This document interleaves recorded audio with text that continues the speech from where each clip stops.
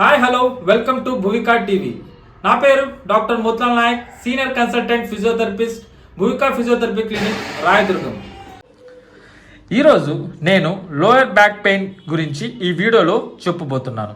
నేను lower back pain topic తీసుకోవడానికి main important factor వచ్చేసి ఇందులో 50 రకాల కండిషన్స్ ఉన్నాయి. ఈ ఏరియాలో మీకు పెయిన్ చాలా సివియర్గా ఉంటుంది. మీరు ఏ యాక్టివిటీస్ చేయలేరు, కూర్చోలేరు, నిల్చోలేరు. అలాంటి పెయిన్ని లోయర్ బ్యాక్ పెయిన్ అంటారు. ఈ వీడియో చేయడానికి మెయిన్ పర్పస్ వచ్చేసి ఇందులో మీకు ఏ టైప్ కండిషన్ మీకు తెలిస్తే, వాటి డయాగ్నోసిస్, ట్రీట్మెంట్ తెలిస్తే మీరు ఈజీగా ఆ పెయిన్ వచ్చిందో ఐడెంటిఫై చేయగలరు. మీకు ఈ వీడియోలో కొన్ని సింపుల్ టిప్స్ చెప్పబోతున్నాను. వాటి వల్ల మీరు పెయిన్ ఈ 50 టైప్స్లో ఏదో ఈజీగా క్యాచ్ చేయగలరు. వాటికి డిఫరెంట్ టెస్ట్ ఉంటాయి, క్లినికల్ అసెస్మెంట్స్ ఉంటాయి, డయాగ్నోసిస్ ఉంటాయి. మీకు కొద్దిగా మీ కండిషన్ గురించి ఐడియా ఉంటే మీరు ఆ కండిషన్స్కి సంబంధించిన ఎక్సర్సైజెస్ చేయగలరు. ఈ వీడియో ఒక ముఖ్య ఉద్దేశం అదే చేయడానికి. డెఫినెట్లీ ఫిజియోథెరపీ వల్ల, ఎక్సర్సైజ్ వల్ల పెయిన్ తగ్గుతుంది. నేను మీకు ఎక్సర్సైజెస్ చెప్తున్నా ఇప్పుడు నుండి. ఛానల్ని రెగ్యులర్గా ఫాలో అవ్వండి. మీరు ఇక్కడ చాలా కండిషన్స్ని చూస్తున్నారు. ఇందులో 5 రకాల స్లిప్ డిస్క్ కండిషన్స్ ఉన్నాయి. మీరు ఇప్పుడు చూస్తున్నారు 50 కండిషన్స్లో ఈరోజు ఎస్ఐ జాయింట్ డిస్ఫంక్షన్ గురించి తెలుసుకుందాం. ఈ pain same slip disc pain లానే ఉంటుంది. అలానే పెల్విక్ డిస్క్ ఫంక్షన్, అలానే ఎక్సర్సైజెస్ గురించి కూడా తెలుసుకుందాం. ఆల్రెడీ నేను చాలా వీడియోస్ చేశాను స్లిప్ డిస్క్ రిలేటెడ్, అలాగే back pain preventions, back exercises. Link కింద డిస్క్రిప్షన్లో ఇస్తాను, మీరు అక్కడ చూడవచ్చు.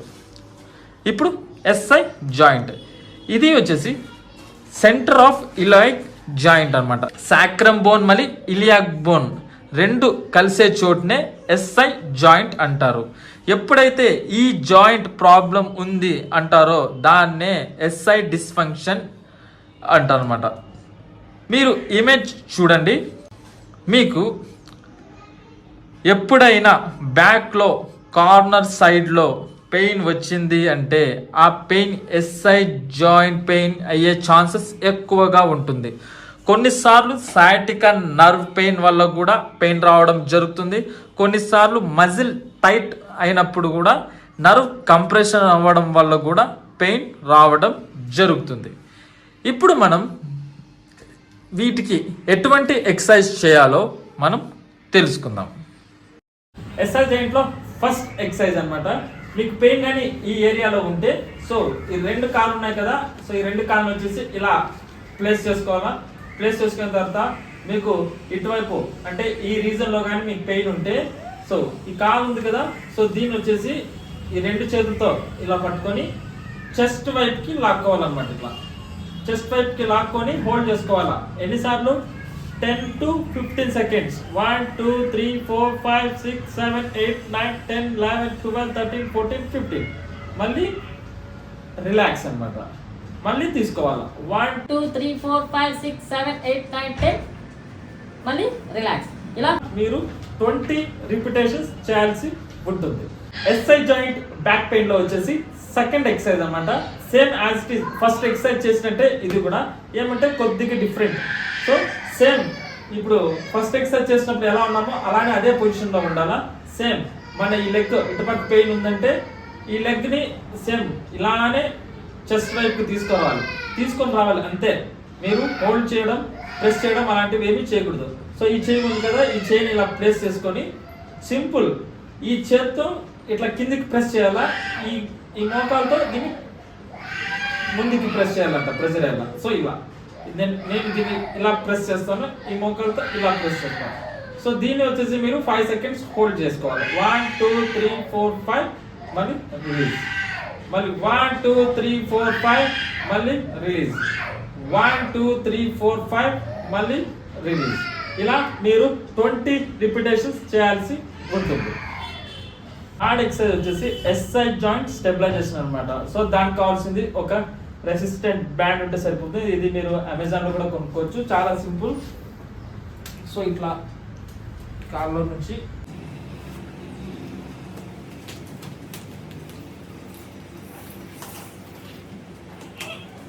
ఇలా నీ జాయింట్లోకి ఇట్లా వేసుకున్న తర్వాత జస్ట్ సింపుల్, ఏం లేదు, జస్ట్ ఇట్లా ఓపెన్ చేయాలా, చేసి మళ్ళీ దగ్గర తీసుకోవాలి, మళ్ళీ ఇట్లా ఓపెన్ చేయాలా, మళ్ళీ దగ్గర తీసుకోవాలి. ఇట్లా ఓపెన్ చేసినప్పుడు 10 seconds or 15 seconds, 1 2 3 4 5 6 7 8 9 10 11 12 13 14 15, మళ్ళీ రిపీట్ బ్యాక్, మళ్ళీ 1 2 3 4 5 6 7 8 9 10 11 12 13 14 15 మళ్ళీ బ్యాక్. ఇలా మీరు 20 రిపిటేషన్స్ చేయాల్సి ఉంటుంది. ఫోర్త్ ఎక్సర్సైజ్ వచ్చేసి చాలా సింపుల్. బాల్ అనేది ప్రెస్ చేయాలన్నమాట. సో ఇలా బాల్ వచ్చేసి ఇలా సెంటర్లో పెట్టేసి జస్ట్ ఇలా ప్రెస్ చేయాలి. ప్రెస్ చేసినప్పుడు 5 కౌంట్ చేసుకోవాలి. 1 2 3 5 or 10 15 మన ఇష్టం. 1 2 3 4 5 6 7 8 9 10 మళ్ళీ రిలీజ్. 1 2 3 4 5 6 7 8 9 10 మళ్ళీ రిలీజ్. ఇలా మీరు 20 రిపిటేషన్స్ చేయాల్సి ఉంటుంది. సో మీకు ఈ బాల్ కూడా మీకు అమెజాన్ లో దొరుకుతుంది. నీ బాల్ అని సెర్చ్ చేయండి, దొరుకుతుంది. ఓకే. ఫిఫ్త్ ఎక్సర్సైజ్ వచ్చేసి బ్యాక్ స్ట్రెచ్ అన్నమాట. చాలా సింపుల్. సో ఇప్పుడు నేను ఎలా ఉన్నానో అలా ప్లేస్ అయ్యి జస్ట్ ఇలా వెనక్కి ఎంత వీలైతే అంత, ఎంత వీలైతే అంత, ఎంత వీలైతే అంత వెనక్కి స్ట్రెచ్ అవ్వాలన్నమాట. సో ఇట్లా పూర్తిగా స్ట్రెచ్ అయినప్పుడు 1 2 3 4 5 6 7 8 9 10 సెకండ్స్ హోల్డ్ చేసుకోవాలా, మళ్ళీ రిటర్న్ బ్యాక్ రావాలి, మళ్ళీ అగైన్ ఇట్లా 1 2 3 4 5 6 7 8 9 10 మళ్ళీ బ్యాక్ రావాలి. మీకు ఎంత వీలు కుదిరితే అంత వెనక్కి స్ట్రెచ్ అవ్వాల్సి ఉంటుంది. ఓకే. సో ఈ స్ట్రెచ్ చేయడం వల్ల మీకు ఆ పెయిన్ ఫ్రీ రీజన్ అనేది రావడం జరుగుతుంది. ఓకే. ఇది కూడా మీరు 20 రిపిటేషన్స్ చేయాల్సి ఉంటుంది.